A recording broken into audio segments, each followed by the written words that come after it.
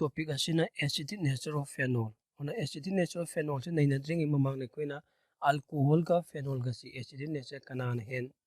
bagi do hana khanggi jiko. Ona alcohol haragadi koina ROH general formula ko. Aduga phenol haragadi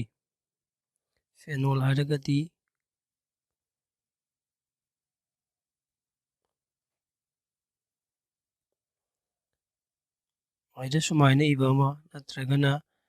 EROH ibama or natragana C6H5OH ibama sumaina. Ona alcohol ka phenol ga gi acidic nature yeng pa matamda alcohol na obviously mana acidic nature hengane bako maramdi magi resonance stability na maram oiraga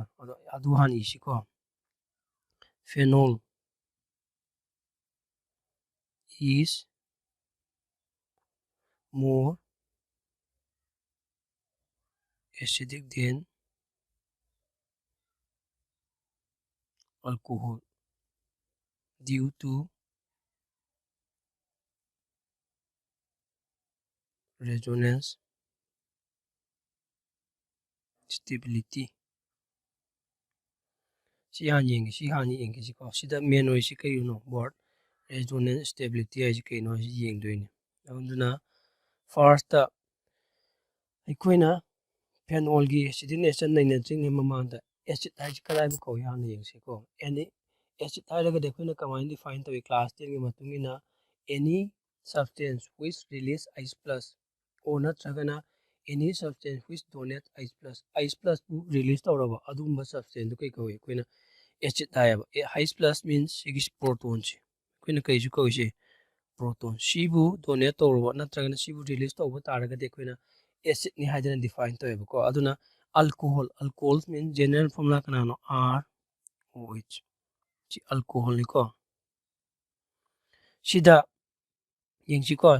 sigi alcohol je ai particular oiba alcohol R alkyl group sigi mohta ai particular oiba alkyl group ama loge ko CH3 haraga CH3OH sina yengu ko suppose sigi methanol ai ni je sina sigi methanol sina H plus pithok ki bataraga dinang methoxa ion CH3O minus pangakane ko aduga kana H plus amaga pithora kane sida sigi minus e focus tawro ko amna sigi methanol se so sida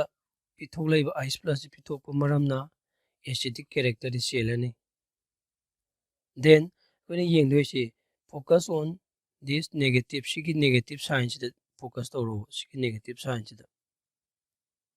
yeng ko munna tarak ko nasai gi methanol sina H plus pitho matungda phenol methoxa ion si phange then sigi kanano sigi methoxa ion sida leisi minus nebo sina kanano sina positive nebo adudi unlike charge kari hai attract awna ngasai H plus pitho ki bataraga su sigi methoxa ion sida minus charge si leiba maramna kamai tarakani sigi H plus amo singsilakpagi possibility yam leyebo aduna H plus amok singsilakpa taragadi acidic nature nemi haidone maramde akoina ngasai acid haiba define to matamda any substance which release H plus pithopa substance subu akoina acid ko haiba adu ngasai pithokiba substance sigi negative sina maram oiraga amok singsilakpa taragadi nang kai thaine akoina acidic nature se nemi haidone aduna sida akoina focus to doisi sida sigi part se mu yeng si part si kanano alkyl part means electron releasing group nebo sigi kanane ba electron releasing group nebo electron release to that means electron se mana muk sida pisilaktoy nebo electron se oxygen sida hana electron lairingai mathak sida mana mu electron supply toksilaktoy nebo aduna akoina acidic nature se wangi hairagadi sida yauriba sigi negative sign busy ohenba mathok tayaba means atopa chingthokiba mathok tayaba busy ohenba hairagadi awna chingthokiba taragadi sigi minus sina sigi positive charge amok hana singsil aweba adu oiba taragadi nang acidic nature wangi haidoine awna main point ti sigi minus se busy ohenba mathok tayaba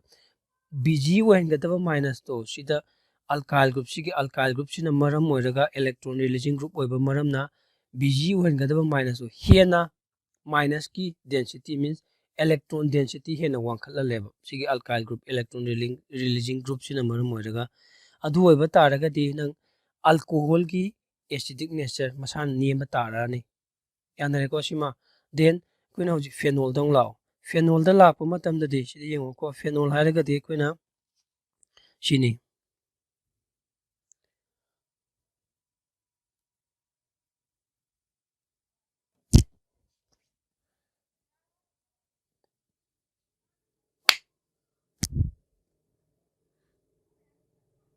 chilere phenol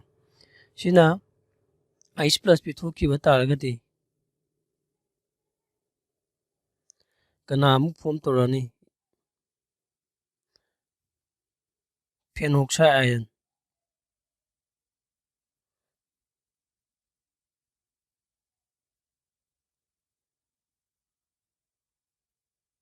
phenoxide ion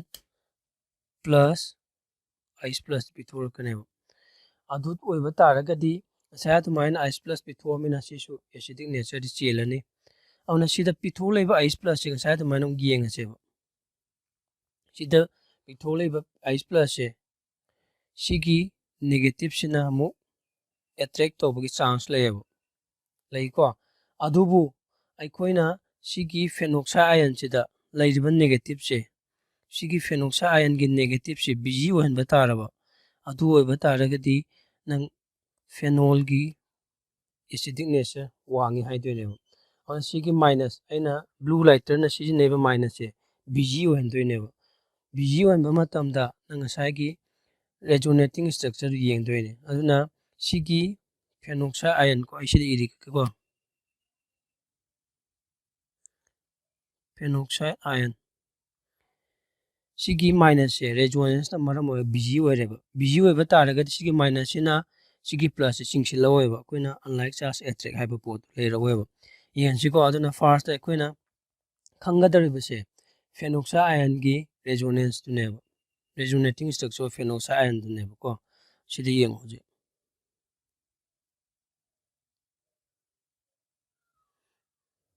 sida alternate single double chatkadaw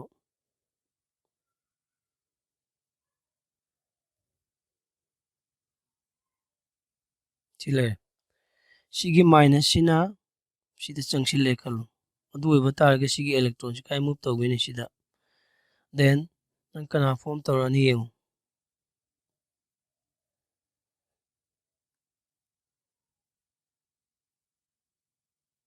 chi yekpa matamda koina lengu dabdu ha yew ko aina yeba ani si lengu de siga lengu de yare ko then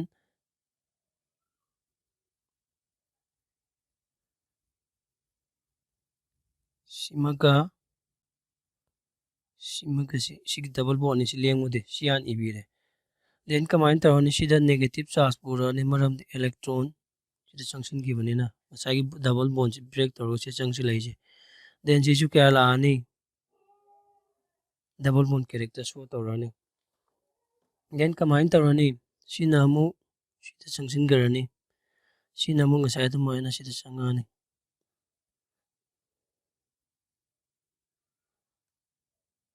duwe bataragadi nang kanang form tawrani saya tumaina yekpa matamda lengudaba posak tuhan jewo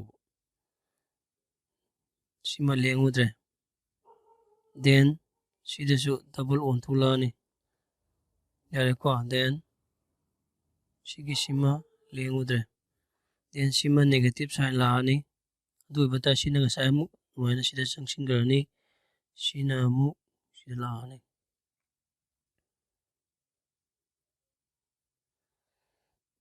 kanang form tawrani yengo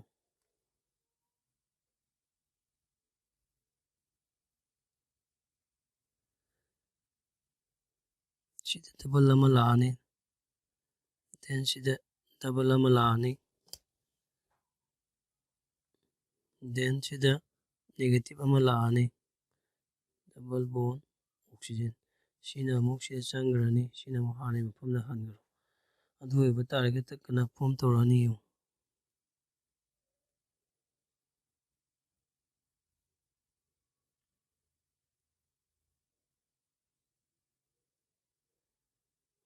double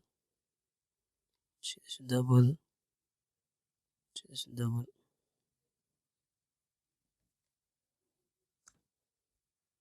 ꯑꯗꯨꯒ ꯁꯤꯅ ꯀꯌꯥ ꯂꯥꯛꯑꯅꯤ U minus ꯇꯣ ꯁꯨꯃꯥꯏꯅ ꯑꯗꯨ ꯑꯣꯏꯕ ꯇꯥꯔꯒꯗꯤ ꯁꯤꯒꯤ minus ꯁꯥꯏꯟꯁꯦ minus sign means na ngasa hydrogen amuk hana chingchinbada responsible oiba pochi resonance na maram oiraga busy oileba adu oiba taragati ngasai H+ yam line pitokhrani pitokhiba taragati automatically magi acidic nature high oibum thoyeba chini ko koina acidic nature of phenol jida adubu aikoina chidi yengo ko chi position ji kai ko ngasai gi O gi sigi position gi eco correspondence to sigi position je koina yellow light sin na ke ko si kana ko we si ortho position then sin meta sorry para position ne ortho position para position du na class 11 se tam mani ko auna negative sign kadai kadai thora ki yengo ortho position ama para position ama si ortho position ama da ne negative sign attach to rai aduna koina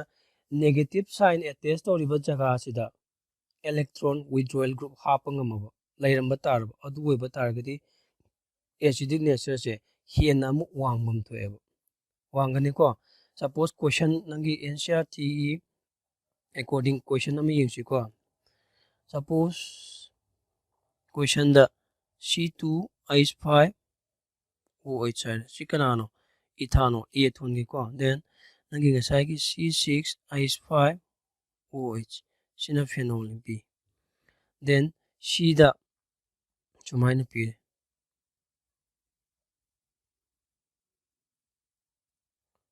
O nitrophenol haraga sina C aduga amana meta nitrophenol haraga sumaina pi nangonda acidic nature kanana kwaide hengani yengo sidi yengo ko saiden discuss togore ko madudi alcohol ga phenol ga di acidic nature phenol na heli haigare ko then hojik sigi main focus ani sida focus toro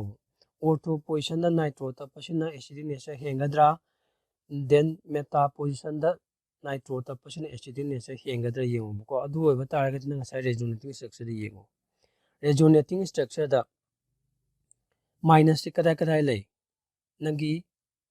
ortho ga para ga ortho position ga lay meta position da minus laiti that means nangi sigi C means nitro position nitro je ortho da tapad phenol je sida yengo ko sigi jaga sida si ortho ne ko yare ko si negative charge layeba nasagi phenoxide ion gi resonance stability duga amuk then sige nitro group si kanano electron withdrawal group ne sige nitro group si electron withdrawal group ne yanare ko si kanane ba electron withdrawal group electron chingthoki doine ba adu ngasai minus ortho position na laiba poto mana hok chingthokhrani adu oiba taragati ngasai minus makhaido busy wenbagi changse nangi ortho position sina khwaide helakane para ga su almost same ni ko auna para di sida yaudre aduna khwaidagi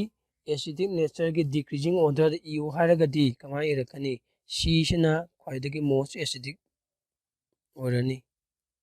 yare ko then kana laani D then kana laani B then kana laani E la kane sumaina auna acidic nature of phenol je kana namu hena mating pangi heba matamda nangi electron withdrawal group sigi nitro group je electron withdrawal group sigma si yaramba taragati nangi ngasai hydrogen amuk hana capture tawada hydrogen capture tawada responsible oiriba minus to yare ko sigi minus se phenoxide ion ge minus se Bg ohenbada mating yam pangi electron withdrawal group amuk yawba taragati yanare ko any problem laraga su comment tawro loisilasi ko ding sigide thank you